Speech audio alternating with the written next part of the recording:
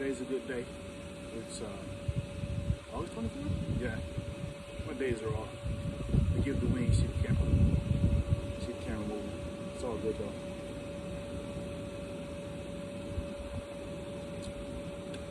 Put the slide up. Got it running. Well, when I did my inspections, what I did for it, and just checking for anything that might be an obstacle or anything like that. But so when it goes off for a rental again, my inspection is done. I know it's airtight, and of course, you want to make sure it's clean. So I made sure I went and did a thorough cleaning for it. I think I did a really good job. Even them little spikes right there, it lets you know that anything that has any added detail to it, that's extra cleaning that you have to pay attention to. So you pay in the cleanup and of course the detail and the price, and then in the end when you're trying to clean it. Not a big deal because I love the slide. But anyway, while I'm waiting for it to finish drying totally, I figured I'd drop a video real quick. And this one right here is what I want to call Pinto Dreams. Kind of like California dreaming, Pinto dreaming. I'm like, man, what you talking about, Pinto dreaming?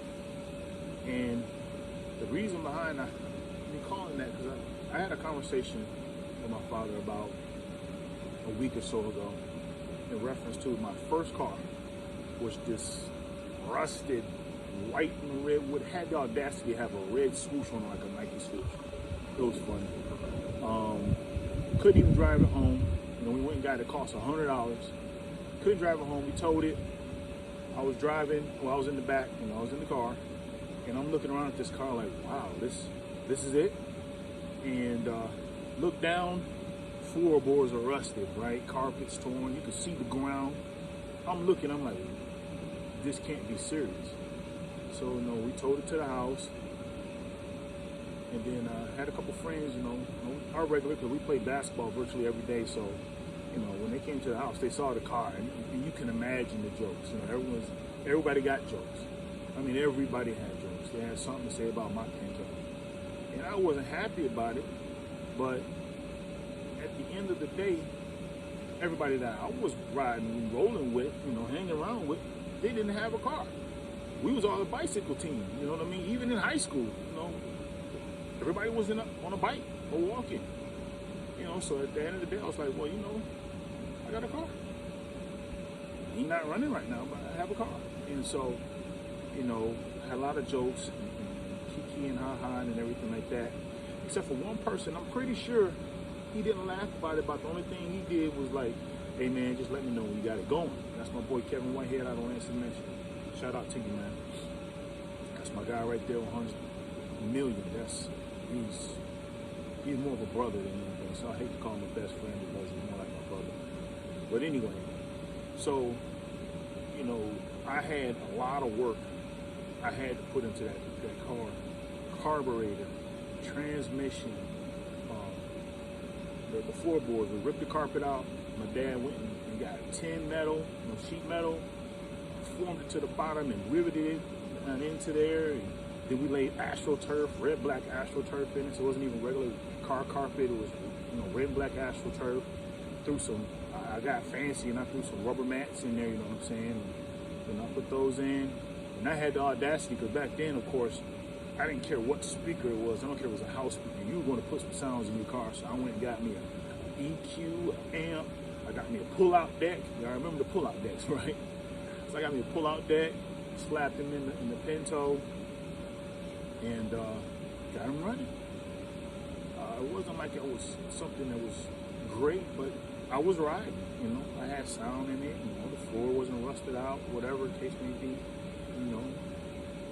But it was the first car, was $100. I think after all was said and done, I may have spent another $400 or $500 on it. So it wasn't like I replaced the whole transmission, just the transmission I needed to work in. Of course, carburetor. My dad showed me how to do it, and I did it, so I had exposure to that. My father is like the handyman of all handymans. He's very rare. He's going to buy something. He's going to fix it. Period. And that's more than likely what I got it from. But anyway, you can imagine all the jokesters and the people laughing and whatever. What happened when that car hit the road? You can imagine. Everybody wants to ride. And I mean, everybody. I remember in the Pinto, which by all intents and purposes was more like a maybe 4 grown person car. Maybe 4 people could fit in that car. We had 4 in the back. And then of course us 2, so we got 6 people in that car at times. You know, and then back then it was like, hey, if you want to ride, I need $2. $2, believe it or not, between 6 people, $12, got me a full tank of gas. I'm dating myself, but who cares? Anyway, the point of the story is this, and this applies to everything that I do. This applies to Amuzing Timez, this wonderful slide behind me. This applies to my fitness, Barbaric Fitness. Shout out to Barbaric Fitness. And this applies to my podcast, TSIS. This is simple. There are going to be some humbling times in your life. For instance, I have this slide, and I have another slide you've seen in my boxer, and I have 2 combos.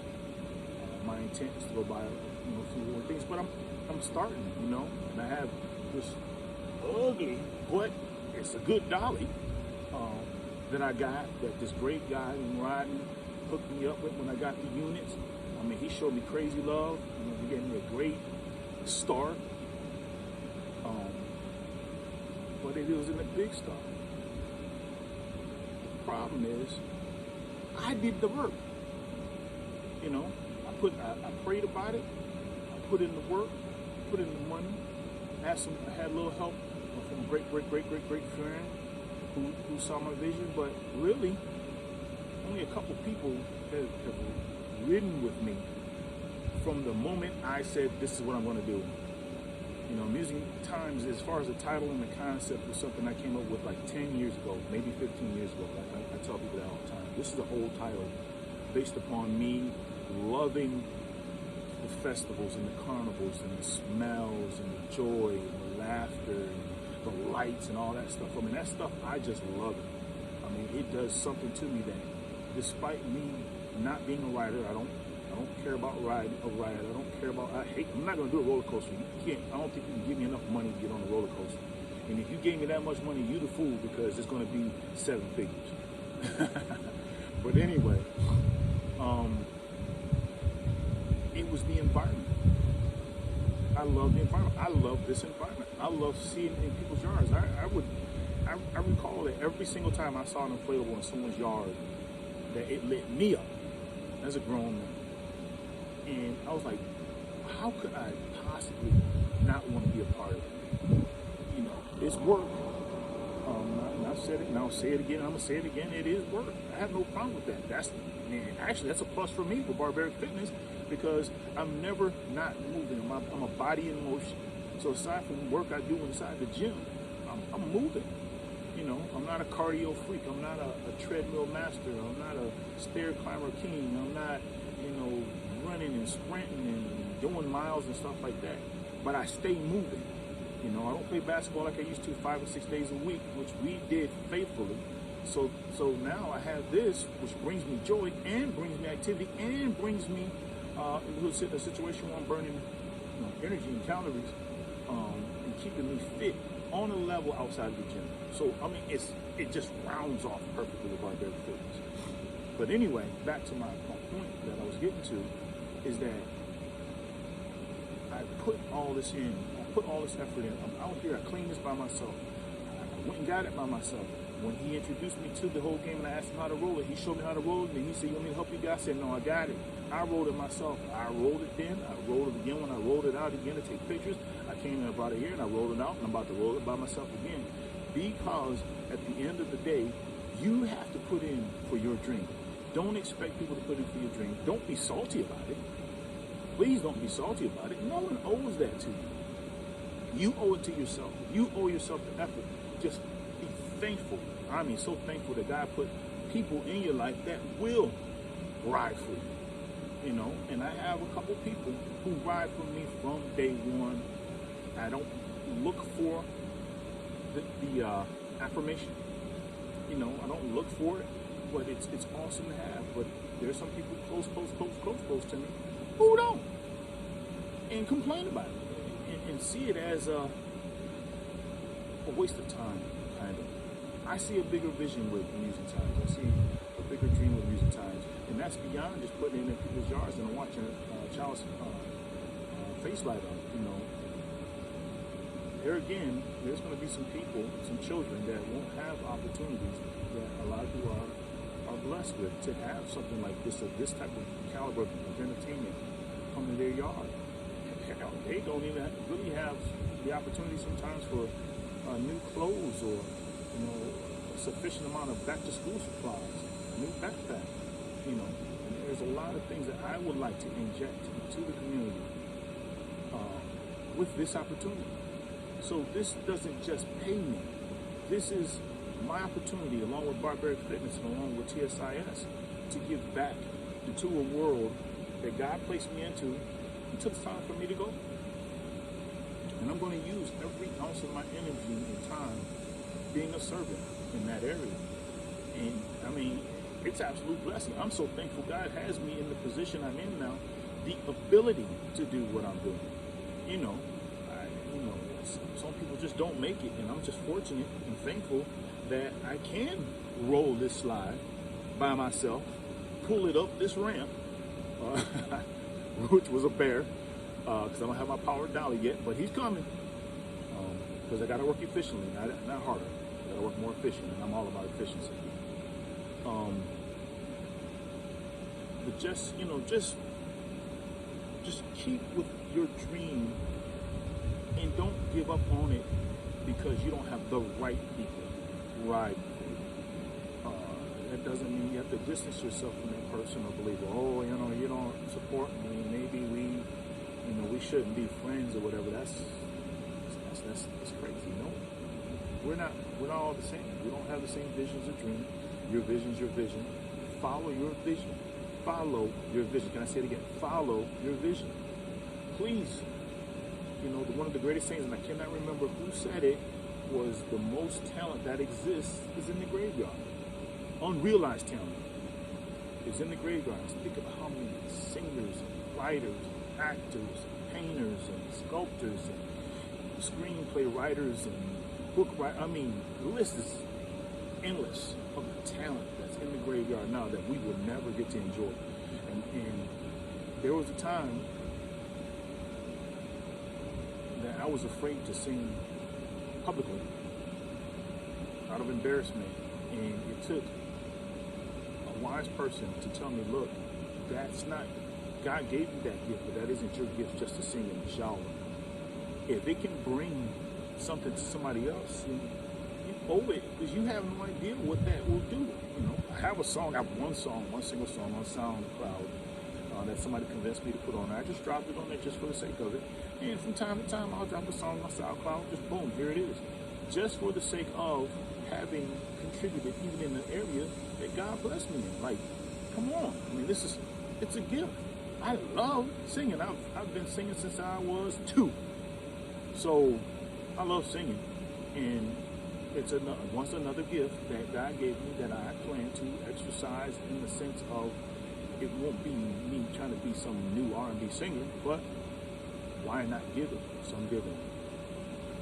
But to make the final point to my point, and my point is, don't worry about who won't ride for you from the beginning. Just remember, once you get on, once you ride, remember who was there from the beginning, because there's going to be a lot of people who want to jump on your train once the train hits the track.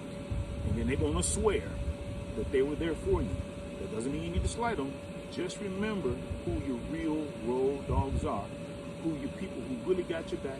Now, I ain't talking about somebody who gave you money. I'm not talking about somebody who jumped on your tail and said, "Ooh, great," every single time. I'm talking about the real, genuine people. They didn't have to help. You know, I don't have people calling me, "Hey, what you doing with the slide today? You gonna plan? You gonna help me roll it?" No, I'm not talking about that. I'm just talking about the people that support you, genuinely support you, genuinely believe in your dream. And even if they have opposition to it, they're not trying to knock you down with every step you make. They're like, "Hey, if that's your dream, do that thing. Do it with everything you got. Not with everything you got, but you don't I want to hear that." So I distance myself from naysayers in terms of people who are just simply going to be negative. Because every single business that exists today, including Amazon, our beloved Amazon, is met with opposition. And look where he is now. Look where Tesla is now. Look where Famous Amos is now. I mean, just, and that list goes on and on. I don't have enough businesses in mind right now to just rattle off. You know, all of them started with opposition, and all of them started with somebody saying you shouldn't. All of them. Don't be somebody who allows anyone to tell you you can't do it. There's a million brands of coffee out there. Just go to your local grocery store, look down the aisle, and you'll see at least 50. And guess what that means? Start your coffee brand if that's what you want. You feel me? So this is a post from Amuzing Timez. TSIS, this is simple. And Barbaric Fitness. Yeah, I'm crossing all three. Y'all don't like it? Who cares? I'm just having fun with this thing. I'm having a ball. And I'm going to continue to have a ball until I fall. And I'm going to get back up and keep on. Love you.